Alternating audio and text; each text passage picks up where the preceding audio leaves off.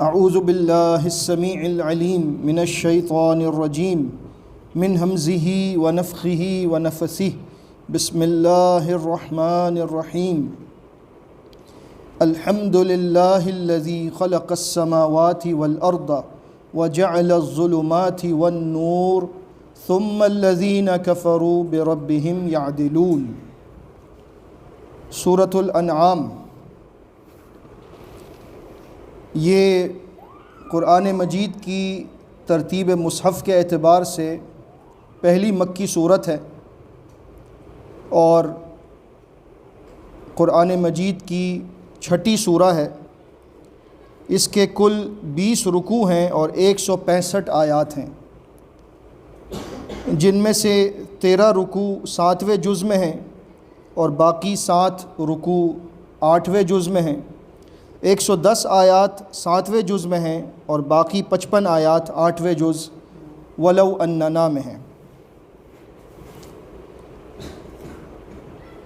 اس صورت مبارکہ کا نام انعام بہت سے لوگوں میں یہ مغالطہ ہے کہ وہ اسے کہتے ہیں سورہ انعام، لیکن یہ سورہ انعام نہیں ہے، انعام ہے۔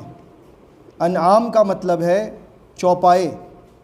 اس صورت میں اللہ رب العزت نے 6 مرتبہ انعام کا ذکر کیا ہے، چوپایوں کا ذکر کیا ہے، اور اسی اعتبار سے اس صورت کا نام سورۃ الانعام ہے۔ یہ قرآن مجید کی ان چند صورتوں میں سے ہے جن کی ابتدا الحمدللہ سے ہوتی ہے۔ سب سے پہلی صورت جس کی ابتدا الحمدللہ سے ہوتی ہے وہ سورہ فاتحہ ہے۔ اس کے بعد تقریباً 7 جز گزر جاتے ہیں سورہ انعام میں، الحمدللہ الذی خلق السماوات والارض، اس سے ابتدا ہے۔ اس کے بعد 15واں جز آتا ہے جہاں پر سورہ کہف میں الحمدللہ سے ابتدا ہوتی ہے۔ اس کے بعد 22ویں جز میں 2 صورتیں لگاتار ہیں، سورہ سبا اور سورہ فاطر، جن کی ابتدا الحمدللہ سے ہوتی ہے۔ اس صورت کا مضمون دراصل بتا رہا ہے کہ یہ مکی دور کے آخری زمانے کی سورہ ہے، اور اس میں اشارے موجود ہیں اس بات کے کہ اب مشرکین مکہ پر حجت تمام ہو چکی ہے اور نبی کریم صلی اللہ علیہ وسلم اب مکہ مکرمہ چھوڑ کر دوسری بستی مدینہ منورہ جانے والے ہیں۔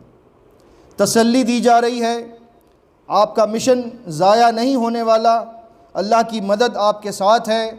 اتمام حجت کے بعد اب آپ کو اللہ تعالیٰ بہترین ساتھی عطا کرنے والا ہے جو آپ کے منتظر ہیں، اور وہاں پر آپ اللہ کے دین کا کام کریں گے، دین کو غالب کریں گے۔ گزشتہ انبیاء علیہم الصلاۃ والسلام کو اللہ نے نشانیاں عطا کی تھیں، وہ نشانیاں ان کی امت کے لوگ یا ان کے دور کے کفار اپنی آنکھوں سے دیکھتے تھے، یا تو ایمان لے آتے تھے یا ہٹ دھرمی سے جھٹلا دیتے۔ مثلاً موسیٰ علیہ السلام کا عصا نظر آنے والی نشانی تھا، اس کا سانپ بن جانا، اس کا سمندر کو پھاڑ دینا، اس کا پتھر پر پڑنا اور 12 چشمے پھوٹ نکلنا، یہ نظر آنے والی نشانیاں تھیں۔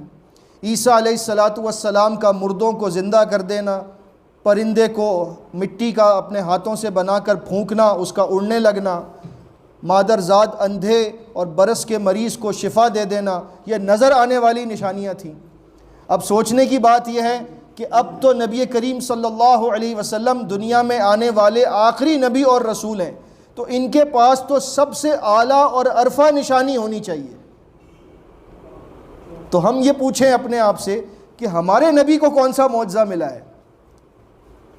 تو اس کا جواب یہ ہے کہ اللہ رب العزت نے نبی کریم صلی اللہ علیہ وسلم کو وہ نشانی عطا فرمائی، وہ معجزہ عطا فرمایا جو ان تمام معجزات پر حاوی ہے، اور وہ معجزہ میرے سامنے رکھا ہے، وہ معجزہ یہ قرآن مجید ہے۔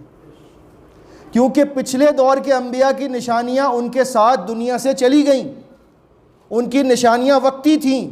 سمندر کا پھٹ جانا ایک وقتی معجزہ تھا، عصا کا سانپ بن جانا وقتی معجزہ تھا، مردے کا زندہ ہونا وقتی معجزہ تھا، لیکن قرآن مجید دائمی معجزہ ہے، ہمیشہ کے لیے معجزہ ہے۔ نبی کریم صلی اللہ علیہ وسلم فرماتے ہیں، صحیح بخاری اور صحیح مسلم کی حدیث ہے کہ مجھ سے پہلے جتنے نبی آئے ان کو اللہ نے معجزات عطا کیے جنہیں دیکھ کر لوگ ایمان لاتے، لیکن مجھے جو معجزہ اللہ نے عطا کیا ہے انما اوتیتہ وحیا اوحی اللہ الیہ، وہ اللہ کی وحی ہے جو اس نے مجھے عطا کی ہے۔ فارجو ان اکون اکثرہم تابعین یوم القیامہ، تو مجھے امید ہے کہ میرے پیروکار تمام نبیوں سے زیادہ ہوں گے قیامت کے دن، کیونکہ میرا معجزہ دائمی ہے، وقتی نہیں ہے، عارضی نہیں ہے، اور یہ وہ معجزہ ہے کہ جو قیامت تک لوگوں کو دکھے گا، سنائی دے گا، اور اس کا علم لوگ حاصل کر کے اللہ کی قدرت کو، اس کی آیات کو سمجھتے رہیں گے۔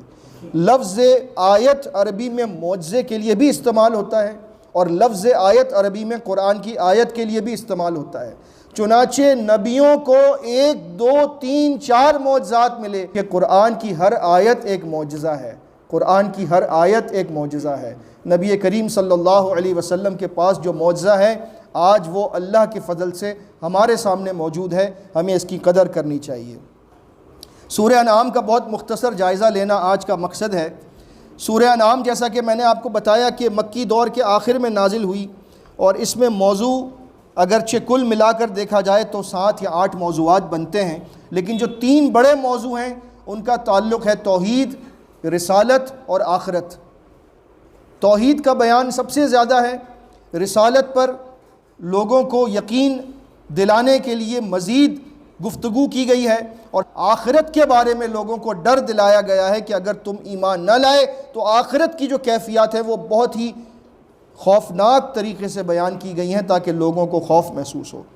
اللہ کی الوہیت، بندے کی بندگی، اللہ کا تعارف، کائنات کی حقیقت، انسان کی حیثیت، کائنات اور انسان کی پیدائش کا مقصد اور حلال و حرام کے کچھ ضابطے اس صورت میں بیان کیے گئے ہیں۔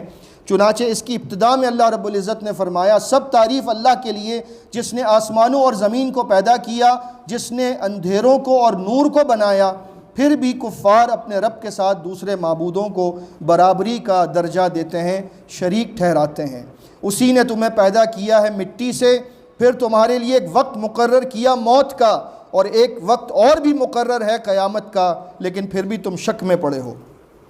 اس کے بعد اللہ رب العزت نے وہی بات بیان فرمائی جو میں ابتدا میں کہہ چکا ہوں، وَمَا تَأْتِيهِم مِّنْ آیَةٍ مِّنْ آیَاتِ رَبِّهِمْ إِلَّا كَانُوا عَنْهَا مُعْرِضِينَ، ان کے پاس کوئی آیت، کوئی نشانی نہیں آتی رب کی نشانیوں میں سے مگر یہ کہ اس سے اعراض ہی کرتے ہیں، اور اعراض کرنے کے ساتھ یہ مذاق اڑاتے ہیں۔ اللہ رب العزت نے انہیں دھمکی دی ہے کہ کیا تم نے نہیں دیکھا کہ تم سے پہلے تم سے زیادہ طاقتور لوگ تھے، فرعون، حامان، شداد، یہ تم سے زیادہ طاقتور تھے، قوم سمود، قوم عاد، یہ سب قومیں تم سے زیادہ طاقتور تھیں، جب ہم نے انہیں نہیں چھوڑا تو تمہاری کیا حیثیت ہے؟ لہٰذا انہیں اس بات پر دھمکی بھی دی گئی ہے۔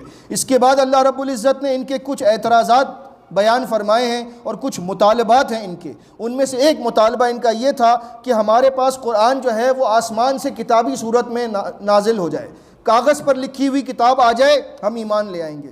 اللہ نے فرمایا یہ ایمان نہیں لائیں گے۔ فَلَمَسُوهُ بِأَيْدِيهِمْ، اگر وہ کتاب آسمان سے نازل ہوتی دیکھ لیں اور پھر اس کو اپنے ہاتھوں سے چھو لیں تب بھی ایمان نہیں لائیں گے۔ کیوں؟ کہ ان کا اصل مقصد ایمان لانا نہیں ہے، ان کا اصل مقصد آپ کو تکلیف دینا ہے۔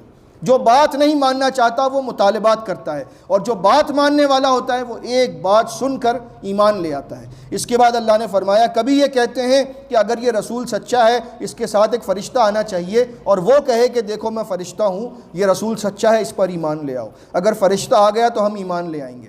اللہ نے فرمایا فرشتے کو دیکھنے کی تم میں صلاحیت ہی نہیں ہے، تمہاری آنکھیں فرشتے کو دیکھ کر برداشت ہی نہیں کر سکتی، لہٰذا اگر ہم فرشتے کو بھیجیں تمہاری خواہش کے مطابق تو فرشتے کو ہم انسانی صورت نہیں بھیج سکتے، اور اگر فرشتہ انسانی صورت میں آئے گا تو تم دوبارہ یہی بات کہو گے کہ یہ تو انسان ہے، ہم کیوں ایمان لائیں۔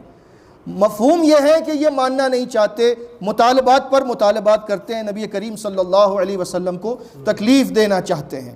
اس کے بعد اللہ رب العزت نے یہ بات ارشاد فرمائی کہ آپ کہہ دیجئے، اور یہ جملہ ہمارے لیے سب کے لیے اس میں بڑی نصیحت ہے، قُلْ إِنِّي أَخَافُ إِنْ عَصَيْتُ رَبِّي عَذَابَ يَوْمٍ عَظِيمٍ، آپ کہہ دیجئے کہ میں تو ڈرتا ہوں اپنے رب سے کہ اگر میں نے اس کی نافرمانی کی تو مجھے بڑے دن کا عذاب نہ پکڑ لے۔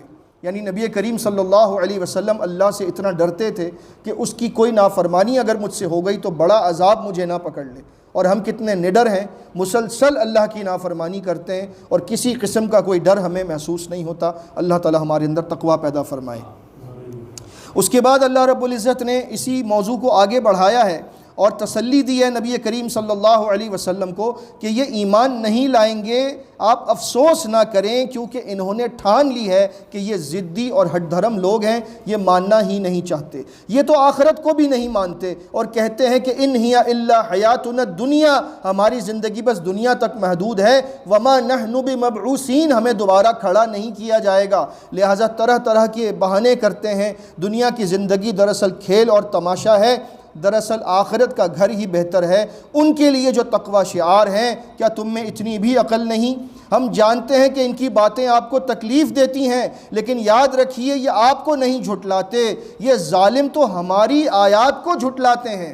اصل بات تو یہ ہے کہ یہ ہمیں جھٹلاتے ہیں. آپ کیوں پریشان ہوتے ہیں؟ آپ کیوں افسوس کرتے ہیں؟ اور اگر آپ پھر بھی کہتے ہیں کہ نہیں کوئی معجزہ نازل کر دیا جائے جو واضح طور پر ان کو نظر آئے، تو یہ ہماری مرضی ہے کہ ہم معجزہ نازل نہیں کریں گے. اور اگر آپ پھر بھی چاہتے ہیں کہ کوئی معجزہ خود سے لے آئیں تو سنیے، فَإِنِ اسْتَطَعْتَ أَن تَبْتَغِيَ نَفَقًا فِي الْأَرْضِ، تو آپ زمین میں کوئی سرنگ بنا لیں اور زمین کی گہرائیوں سے جا کر کوئی معجزہ نکال کر لے آئیں. اور سُلَّمًا فِي السَّمَاءِ، یا آسمان پر سیڑھی لے کر چڑھ جائیں اور آسمان سے کوئی معجزہ اتار کر لے آئیں.